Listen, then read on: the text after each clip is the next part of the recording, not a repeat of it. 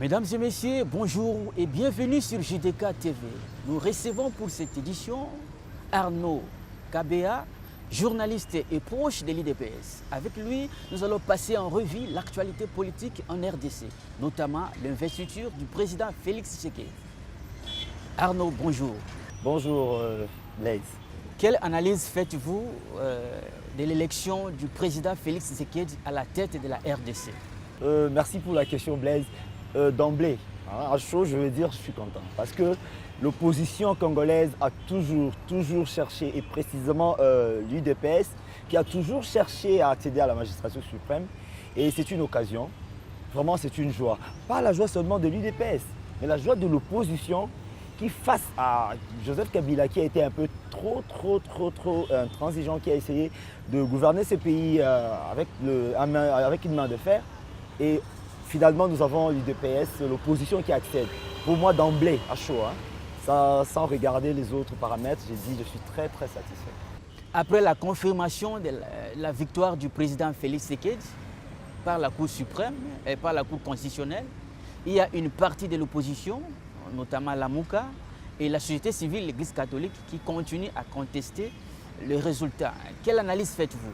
Oui, de toute façon, ce que je dois leur dire, l'élection présidentielle a toujours été transpartisane. En tout cas, transpartisane, c'est-à-dire nous partons de projets de société et il y a aussi des préférences personnelles. Il y a le choix à faire, ça dépend d'une personne à une autre.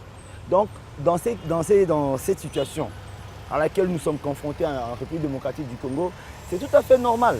C'est tout à fait normal qu'il y ait ça. Parce que tout le monde s'est investi. Et je vous rappelle même, avant Genève, il y avait deux candidats qui étaient pressentis, candidats uniques de l'opposition, qui étaient Tshisekedi et Kamere.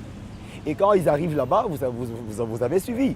On ne sait pas quelle magie, et Fayoulou est sorti. Fayoulou même qui soutenait Tshisekedi, Katumbi qui était derrière Tshisekedi, finalement, ce n'était plus lui, c'était Fayoulou qui est sorti. Donc, l'opposition aujourd'hui est frustrée. Certes, la Mouka avance ses chiffres, Senko avance ses chiffres, mais on oublie que Cash aussi avait ses observateurs, avait aussi ses chiffres. En tout cas, aujourd'hui, c'est mitigé, c'est contesté, mais face à tous ces camps, vraiment, le seul arbitre là, ce n'est que la CENI. Moi, je ne sais pas ce qu'on peut faire parce que là, tout le monde peut avancer ses chiffres, mais ce n'est que la CENI qui a supervisé les opérations. Et Senko n'était pas dans tout le bureau. Senko avait 40 000 observateurs, et les bureaux, il y en avait 75 000. Donc, on ne peut pas nous dire qu'ils ont dû superviser tout. Donc là, vraiment, le seul arbitre est la CENI. L'Église catholique a refusé l'invitation du président pour son investiture. Est-ce que cela ne réduit pas la légitimité du président? Légitimité, je dis non. Parce que je me réfère encore quand je suivis le cardinal Ambongo faire sa déclaration. Il a dit une invitation n'est pas une convocation. Mais à la fin, il a dit qu'il demande au président de ne pas oublier d'où il vient. Là, même s'il y a eu quoi, même s'il y a eu magouille, s'il y a quoi, le cardinal ne doit que prendre position par rapport à ce que la Senko avance. Donc, s'ils ne viennent pas, bon, tant pis. C'est une autorité ecclésiastique, c'est une autorité morale, c'est normal. S'ils se retiennent, ils se disent, bon, il y a ce fond de tricherie, on leur concède cela. Mais je pense qu'ils vont regarder ce que Tshisekedi fera dans les premiers 100 jours. C'est ce qu'il a dit, c'est ce qu'il a dit lui-même. Les premiers 100 jours, c'est là où ils pourront dire quelque chose. Si dans les premiers 100 jours, on sent vraiment qu'il n'y a pas de signaux d'un changement quelconque, là, ils pourront avoir raison. Est-ce qu'aujourd'hui, vraiment, le président Félix est à la hauteur de rassembler l'opposition?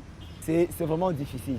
Tshisekedi est une lourde tâche. C'est vraiment difficile, c'est une tâche très difficile à pouvoir rassembler la majorité. Et à rassembler tout le monde autour de lui. Et l'opposition qui, aujourd'hui, se dit opposition, ne peut même pas, parce qu'il y a la rancœur, il y a toutes ces choses-là. Je vois qu'ils ne peuvent même pas. Mais ce que je peux dire, c'est que l'opposition, comme elle se présente aujourd'hui, c'est la Mouka. La Mouka, ce n'est pas un parti politique. La Mouka, c'est une plateforme. Et dans cette plateforme, il y a des partis politiques. Alors nous verrons bien dans les jours à venir, quand il y aura des tractations pour former un gouvernement, vous verrez, il y aura des frustrés. Et c'est frustré. Ne soyez pas surpris que vous entendrez un jour que certains partis de la Mouka se rallient à Tshisekedi. Voilà, aujourd'hui c'est l'investiture du 5e président de la République démocratique du Congo. Vous, à l'IDPS, comment vous préparez à cet événement? Je le regarde avec confiance. Je suis optimiste. Je ne le connais pas personnellement, mais les gens qui le côtoient disent que c'est un homme qui est posé. C'est un homme qui est posé, il est bien éduqué. C'est quelqu'un qui est fidèle dans les relations.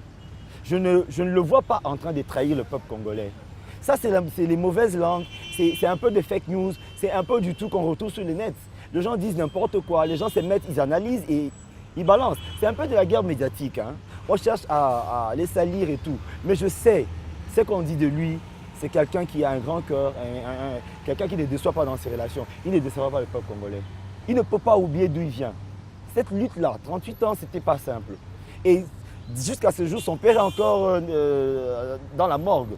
Et toutes ces choses-là, je ne le vois vraiment pas en train de trahir le peuple congolais. Je suis sûr qu'il pourra faire quelque chose de bien. Voilà. Sans la majorité parlementaire, est-ce que vraiment le président Félix Tshisekedi pourra bien gouverner le pays? Voilà. Ne soyez pas surpris que cette majorité implose un jour. La politique n'est pas statique.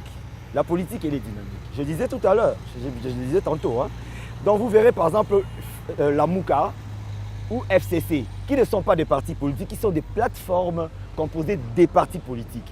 Et vous conviendrez avec moi, quand on prendra le FCC par exemple, il y a des partis politiques qu'on ne connaît même pas. Mais on connaît les PPRD. Lors de la formation, des tractations pour former des gouvernements, il y aura des partis politiques qui seront frustrés. Et dans cette frustration, les partis politiques, je suis sûr qu'ils pourront se rapprocher de Tshisekedi. Mais alors, il y a aussi un autre scénario. Le président de la République peut nommer un informateur qui aura une mission de séduction, qui va aller contacter les partis politiques pour faire une mission de séduction. Je suis sûr, entre guillemets, on m'a dit qu'il a déjà nommé un informateur qui est sur le terrain, qui est déjà en train de contacter les partis politiques. Donc, ne soyez pas surpris un jour que cette majorité qui est largement FCC implose un jour et c'est lui qui détient la plus grande majorité. Mais je ne dis pas non plus que le contraire ne peut pas se produire. Et si ça se produit, alors là, ça sera vraiment un exercice de démocratie. Parce que là, il sera confronté à diriger ces pays avec ces gens qui hier étaient ses opposants. Mais n'oubliez pas qu'il a dit que c'était déjà ses partenaires. Et ne diabolisons pas tellement les FCC. Tous ces gens-là, ce sont des Congolais. Je ne les vois pas en train de vouloir détruire ces pays.